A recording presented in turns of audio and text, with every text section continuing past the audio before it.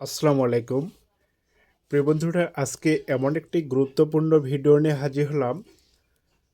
এই গুরুত্বপূর্ণ ভিডিওটি পৃথিবীর প্রত্যেকটি মানুষের জন্য প্রয়োজন। আজকের গুরুত্বপূর্ণ ভিডিওটি হলো কিভাবে আপনার জমি আপনি নিজেই পরিমাপ করে নিতে পারবেন। এই বিষয়ে আজকে আমি ভিডিও উপস্থাপন করব। আর আপনারা যদি ভিডিওটি শুরু থেকে শেষ পর্যন্ত দেখে থাকেন তাহলে অবশ্যই কিভাবে নিজের জমি নিজেই পরিমাপ করা যায় আপনারা নিজেদের জমি বুঝে নিতে পারবেন। ঠিক আছে? প্রিয় বন্ধুরা, নিজের জমি নিজে পরিমাপ করার জন্য প্রথমে যে কাজটি করতে হবে, প্রথমে একটা টেপ ফিতা নেবেন। নেওয়ার পরে পশ্চিম পাশ থেকে শুরু করে পূর্ব পাশ পর্যন্ত উত্তর বাহুর দৈর্ঘ্য আগে পরিমাপ করে নেবেন। তো দেখেন, এখানে আমি উত্তর বাহুর দৈর্ঘ্য পরিমাপ করে পেয়েছি 82 ফিট। তো আপনারা একইভাবে উত্তর বাহুর দৈর্ঘ্য পরিমাপ করবেন। ঠিক আছে? তারপরে দেখেন, আমি দক্ষিণ বাহু পরিমাপ করে পেয়েছি 78 ফিট। ঠিক একইভাবে আপনারা পশ্চিম পাশ থেকে পূর্ব পাশ পর্যন্ত দক্ষিণ বাহুর দৈর্ঘ্য আপনারা পরিমাপ করবেন। বাহু এবং দক্ষিণ বাহুর দুইটি দৈর্ঘ্য নির্ণয় করার পর তারপরে যে কাজটি করতে হবে, অবশ্যই আপনারা পশ্চিম বাহুর প্রস্থ এবং পূর্ব বাহুর প্রস্থ বের করবেন। তো দেখেন, এখানে আমি পশ্চিম বাহুর প্রস্থ পেয়েছি 62 ফিট। ঠিক একইভাবে আপনারা পশ্চিম বাহুর প্রস্থ বের করবেন। আমি এখানে পূর্ব বাহুর প্রস্থ পেয়েছি 58 ফিট। ঠিক একইভাবে আপনারা পূর্ব বাহুর প্রস্থ বের করবেন। প্রিয় বন্ধুরা, জমিটির চারপাশের বাহুগুলি পরিমাপ করার পর যে কাজটি করতে হবে, প্রথমে গড় দৈর্ঘ্য বের করে নিতে হবে। তো গড় দৈর্ঘ্য বের করার জন্য এখানে উত্তর বাহুর দৈর্ঘ্য এবং দক্ষিণ বাহুর দৈর্ঘ্য যোগ করতে হবে।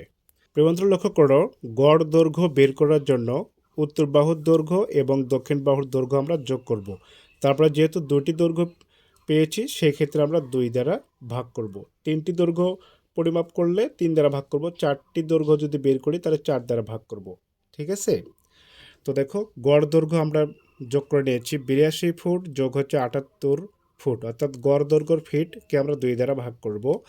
যদি আমরা 82 যোগ 78 যদি টোটাল যোগ করি তাহলে এখানে টোটাল ফলাফল দাঁড়াবে 160 ফুট। 100 কত ফুট? 160 ফুট ভাগ হচ্ছে 2। ঠিক আছে? এখন 160কে যদি 2 দ্বারা ভাগ করি ভাইয়া, তাহলে ভালো একটা ক্যালকুলেটর হাতে নেবা এবং 160কে 2 দ্বারা ভাগ করবা। তাহলে এখানে পাওয়া যাবে 80 ফুট। কত ফুট? 80 ফিট পাওয়া যাবে। ঠিক আছে? তাহলে এখানে দেখো, আমরা প্রথমে গড় দৈর্ঘ্য বের করলাম। তো গড় দৈর্ঘ্য পাইলাম হচ্ছে 80 ফুট। এখন আমরা এই জমিটির গড় প্রস্থ বের করব। প্রিয় বন্ধুরা, ঠিক একইভাবে আমরা গড় প্রস্থ বের করার জন্য পশ্চিম বাহুর প্রস্থ 62 ফিট যোগ হচ্ছে পূর্ব বাহুর প্রস্থ 58 ফিট। এখন আমরা গড় প্রস্থকে 2 দ্বারা ভাগ করব। তো দেখো, ভাগ করার আগে আমরা যোগ করব। তো দেখো, 62 যোগ 58 যদি যোগ করি তাহলে হবে হচ্ছে 120। কত হবে? 120 ফিট ভাগ হচ্ছে 2। ঠিক আছে? তো 2 দ্বারা যদি ভাগ করি তাহলে পেয়ে যাব, গড় প্রস্থ পেয়ে যাব 60 ফিট। কত ফিট? 60 ফিট। যেহেতু গড় দৈর্ঘ্য 80 ফিট পেয়েছি, গড় প্রস্থ 60 ফিট পেয়েছি, এখন আমরা জমিটির শতাংশ বের করব। প্রিয় বন্ধুরা, এই জমিটির শতাংশ বের করার জন্য অবশ্যই গড় দৈর্ঘ্য এবং গড় প্রস্থ নির্ণয় করে ক্ষেত্রফল বের করতে হবে। তো প্রথমে আমরা ক্ষেত্রফল নির্ণয় করব। ক্ষেত্রফল সমান আমরা জানি গড় দৈর্ঘ্য গুণন হচ্ছে গড় প্রস্থ। প্রিয় বন্ধুরা, দেখুন, এই জমিটির ক্ষেত্রফল বের করার জন্য লিখে নিতে হবে দৈর্ঘ্য গুণন প্রস্থ। তাহলে দৈর্ঘ্য হচ্ছে 80 ফিট, প্রস্থ হচ্ছে 60 ফিট। তাহলে গড় দৈর্ঘ্য আর গড় প্রস্থ গুণ করলে হবে স্কোয়ার বর্গ ফিট, অর্থাৎ হচ্ছে বর্গ ফিট। ঠিক আছে? প্রিয় বন্ধুরা, 80 এবং 60 গুণ করতে হবে। ভালো একটি ক্যালকুলেটর নিয়ে তোমরা 80 এবং 60 গুণ করবা। তো গুণ করলে দেখবা এখানে ফলাফল দাঁড়াবে, টোটাল ফলাফল দাঁড়াবে হচ্ছে 648, অর্থাৎ 4800 বর্গ ফিট দাঁড়াবে। 4800 বর্গ ফিট দাঁড়াবে, অর্থাৎ 4800 স্কোয়ার ফিট দাঁড়াবে। ঠিক আছে বন্ধুরা, যেহেতু এই জমিটির গড় দৈর্ঘ্য এবং গড় প্রস্থ নির্ণয় করে ক্ষেত্রফল বের করলাম, টোটাল ক্ষেত্রফল দাঁড়ালো 4800 বর্গ ফিট। এখন আমরা এই জমিটির শতাংশ বের করব। ঠিক আছে প্রিয় বন্ধুরা, যখন আমরা শতাংশ বের করব, জমির শতাংশ বের করব, তো আমরা জানি 1% সমান 435.6 বর্গ ফুট।